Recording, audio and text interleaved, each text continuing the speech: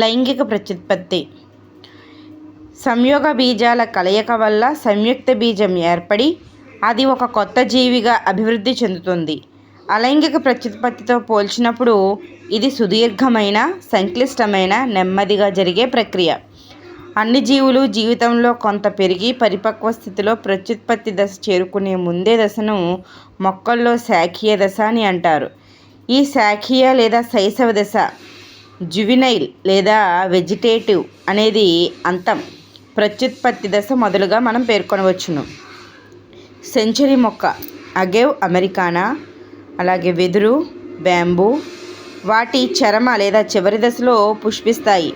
వెదురు 50 నుంచి 100 సంవత్సరాల తరువాత పుష్పించడం జరిగితే అగేవ్ మొక్క 10 నుంచి 30 సంవత్సరాల జీవితకాలం తరువాత అనేక సంఖ్యలో ఫలాలను ఉత్పత్తి చేసి మరణిస్తుంది. స్ట్రోబిలాంతస్ కుంతియానా నీలకురంజి స్ట్రోబియాంతస్ కుంతిలానా నీలకురంజి అనేది 12 సంవత్సరాలకు ఒకసారి మాత్రమే పుష్పిస్తుంది. ఇది సెప్టెంబర్ నుంచి అక్టోబర్ మధ్య 2006లో పుష్పించింది. ఈ పుష్ప సమూహాల వల్ల కేరళ, కర్ణాటక, తమిళనాడు ప్రాంతాల కొండల్లోని రహదారులు నీలివర్ణంలోకి మారి అనేక మంది పర్యాటకులను ఆకర్షించింది. లైంగిక ప్రత్యుత్పత్తిలోని సంఘటనలు. లైంగిక ప్రత్యుత్పత్తి స్త్రీ పురుష సంయోగ బీజాల కలయిక లేదా ఫలదీకరణ, ఫెర్టిలైజేషన్. సంయుక్త బీజం జైగోట్ అనేది ఏర్పడి పిండోత్పత్తి, ఎంబ్రియోజెనిసిస్ అనేది జరుగుతుంది. అనుకూలత కొరకు ఈ వరుస సంఘటనలు 3 స్పష్టమైన దశలుగా విభజించవచ్చు. అవి ఫలదీకరణ పూర్వదశ, ఫలదీకరణ దశ, ఫలదీకరణానంతర దశ. Pre fertilisation stage, fertilisation stage, post fertilisation stage అని మనం చెప్పుకోవచ్చు. ఫలదీకరణ పూర్వ సంఘటనలు మనం చూసుకున్నట్లయితే దీనిలో సంయోగ బీజోత్పత్తి గ్యామిటోజెనిసిస్, సంయోగ బీజాల రవాణా గ్యామెట్ ట్రాన్స్ఫర్ అనే 2 ముఖ్యమైన సంఘటనలు జరుగుతాయి. సంయోగ బీజ జననం. ఫలదీకరణ పూర్వ సంఘటనలు. సంయోగ బీజోత్పత్తి గ్యామిటోజెనిసిస్, సంయోగ బీజాల రవాణా గ్యామిట్ ట్రాన్స్ఫర్ అనే 2 ముఖ్యమైన సంఘటనలు జరుగుతాయి. సంయోగ బీజ జననం గ్యామిటోజెనిసిస్. సంయోగ బీజాలు ఏకస్థితిక కణాలు, హ్యాప్లాయిడ్ స్టేట్. కొన్ని స్త్రీ పురుష సంయోగ బీజాలుగా గుర్తించలేనంతగా ఒకే విధంగా ఉండడంతో వీటిని సమసంయోగ బీజాలు, హోమోగామెట్స్ లేదా ఐసోగామెట్స్ అని అంటాము. ఉదాహరణ క్లాడోఫోరా. సమసంయోగ బీజాలకి ఉదాహరణ క్లాడోఫోరా అయితే అనేక జీవులలో ఏర్పడే సంయోగ బీజాలు 2 స్వరూపంలో భిన్నంగా ఉంటాయి. భిన్న సంయోగ బీజాలు లేదా హెటెరోగామెట్స్ అని అంటాము. చలన పురుష బీజము లేదా పురుష బీజము, స్త్రీ సంయోగ బీజం స్త్రీ బీజ కణమని లేదా ఎగ్ అని పిలుస్తాము. ఉదాహరణ ఫ్యునేరియా, టెరిస్, సైకస్. ఫ్యునేరియా, టెరిస్ మరియు సైకస్. దీంట్లో చూసినట్లయితే క్లాడోఫోరాలో సమసంయోగ బీజాలు. ఇది ఒక క్లాడోఫోరా అనేది ఒక శైవలం. అలాగే ఫ్యునేరియా అనేది కూడా ఒక శైవలం. దీంట్లో భిన్న సంయోగ బీజాలు మనకి ఇక్కడ డయాగ్రామ్లో మెన్షన్ చేశారు. అలాగే పురుష స్త్రీ సంయోగ అంటే ప్రత్యుత్పత్తి నిర్మాణాలు 2 ఒకే మొక్కపై ఉన్నట్లయితే దాన్ని ద్విలింగక, బైసెక్షువల్ అని, లేదా వేర్వేరు మొక్కలపై ఉంటే ఏకలింగక లేదా యూనిసెక్షువల్ అని అంటాము. ద్విలింగాశ్రయ మొక్కని హోమోథాలిక్ అంటాము. దీనికి ఎగ్జాంపుల్గా శిలీంధ్రాలను చెప్పుకోవచ్చు. ద్విలింగాశ్రయ స్థితి, మోనోషియస్ మొక్కలు అనే పదాలను ద్విలింగ స్థితిని, ఏకలింగాశ్రయ హెట్రోథాలిక్ అనే దాన్ని ఏకలింగాశ్రయ స్థితి అనే పదాలు ఏకలింగ స్థితి వర్ణించడంలో ఉపయోగపడతాయి. ఇప్పుడు చూసినట్లయితే ద్విలింగాశ్రయులు అనేది శిలీంధ్రాలుగాను, అలాగే ఏకలింగాశ్రయులు కూడా కొన్ని శిలీంధ్రాల్లో ఉంటూ ఉంటాయి. ఏకలింగ పుష్పాన్ని పురుష పుష్పం, స్టేమిన్ ఫ్లవర్ అని, అండకోశాన్ని మాత్రమే కలిగి ఉండే స్త్రీ పుష్పాన్ని అండకోశాన్ని మాత్రమే కలిగి ఉండే పుష్పాన్ని స్త్రీ పుష్పం, పిస్టిలేట్ ఫ్లవర్ అని అంటాము.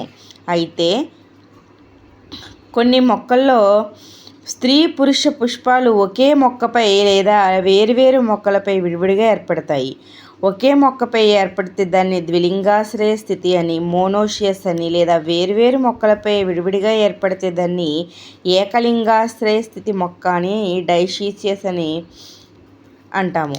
ద్విలింగాశ్రయ స్థితిని కుకిర్బిటాలు, కొబ్బరి, ఏకలింగాశ్రయ స్థితిని చూపించేవిగా బొప్పాయి, ఖర్జూరం వంటి వాటిని మనం ఉదాహరణలుగా చెప్పవచ్చు. సంయోగ బీజాలు ఏర్పడే సమయంలో జరిగే కణ విభజనను చూసినట్లయితే ఏకస్థితిక జనక మొక్క సమవిభజన ద్వారా సంయోగ బీజాలను ఉత్పత్తి చేస్తుంది. సంయోగ బీజాలు ఏర్పడే సమయంలో కణ విభజన చూసినట్లయితే ఏకస్థితిక జనక మొక్క సమవిభజన ద్వారా సంయోగ బీజాలను ఉత్పత్తి చేస్తుంది. అలాగే మోనీరా, శిలీంధ్రాలు, శైవలాలు, బ్రయోఫైట్లకు సంబంధించి అనేక మొక్కలు ఏకస్థితిక దేహంతో ఉంటాయి.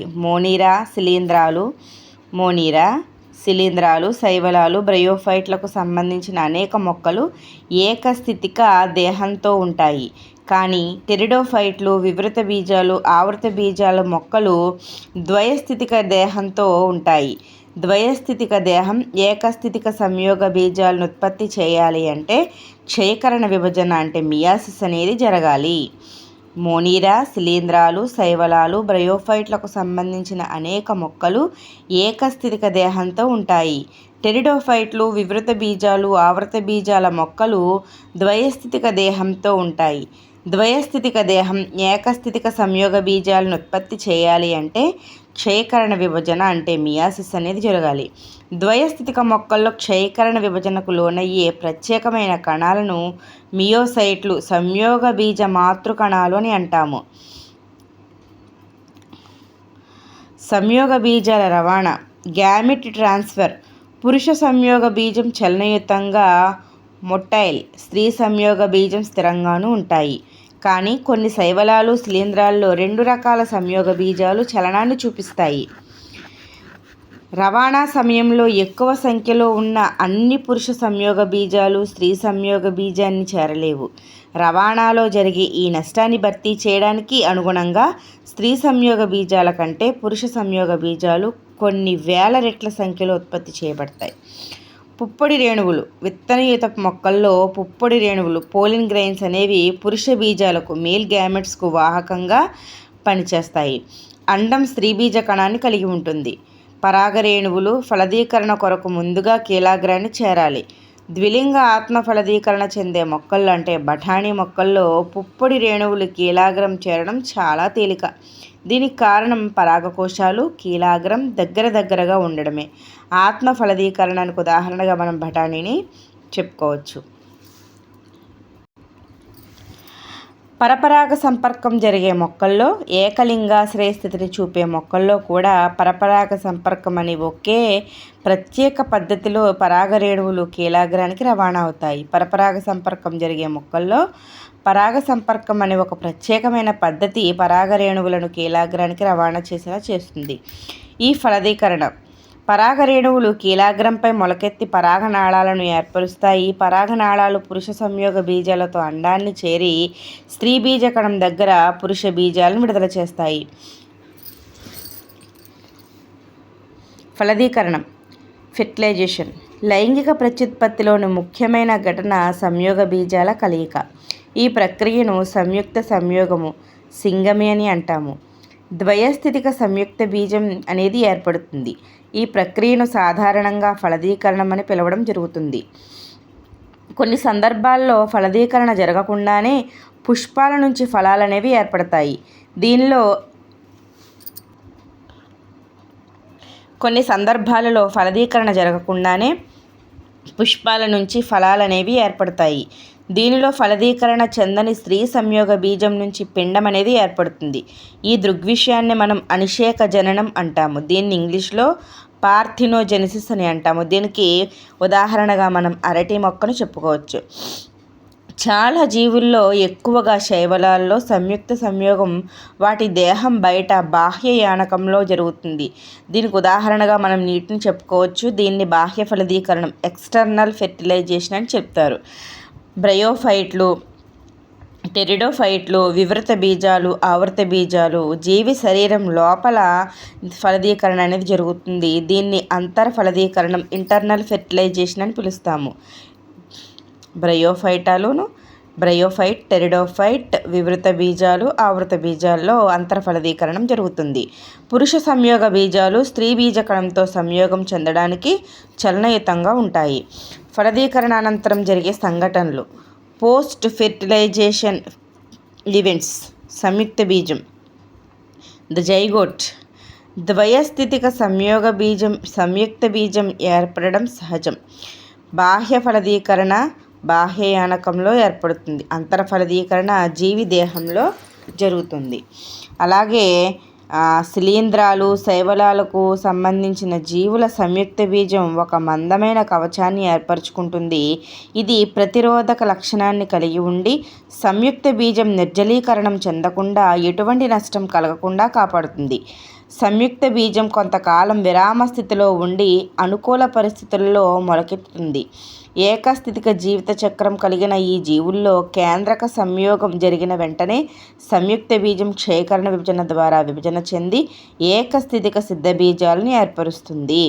మళ్ళీ ఇంకోసారి చూసుకున్నట్లయితే శిలీంధ్రాలు, శైవలాలకు సంబంధించిన జీవుల సంయుక్త బీజం ఒక మందమైన కవచాన్ని ఏర్పరచుకుంటుంది. ఇది ప్రతిరోధక లక్షణాన్ని కలిగి ఉండి సంయుక్త బీజం నిర్జలీకరణ చెందకుండా, ఎటువంటి నష్టం కలగకుండా కాపాడుతుంది. కొంతకాలం విరామ స్థితిలో ఉండి అనుకూల పరిస్థితుల్లో మొలకెత్తుతుంది. ఏకస్థితిక జీవిత చక్రం కలిగిన ఈ జీవుల్లో కేంద్రక సంయోగం జరిగిన వెంటనే సంయుక్త బీజం క్షయకరణం విభజన ద్వారా విభజన చెంది ఏకస్థితిక సిద్ధ బీజాలను ఏర్పరుస్తుంది. పిండ జననం. సంయుక్త బీజం నుంచి పిండాభివృద్ధి వరకు జరిగే అభివృద్ధి పద్ధతిని తెలిపేదే పిండ జననం. దీనిలో సంయుక్త బీజం క్షయకరణ విభజన చెంది తరువాత కణవిభజన చెంది అంటే సమవిభజన చెంది కణవిభేదనాన్ని చూపుతుంది. కణవిభేదనం వల్ల కణాల సమూహాలు కొన్ని రూపాంతరణలో విశిష్టత కలిగిన కణజాలాలుగా, అంగాలుగా ఏర్పడి ఒక జీవిగా ఏర్పడతాయి. సంయుక్త బీజం అండం లోపల ఏర్పడుతుంది. రక్షక పత్రాలు, ఆకర్షక పత్రాలు, కేసరాలు వడిలి రాలిపోతూ ఉంటాయి.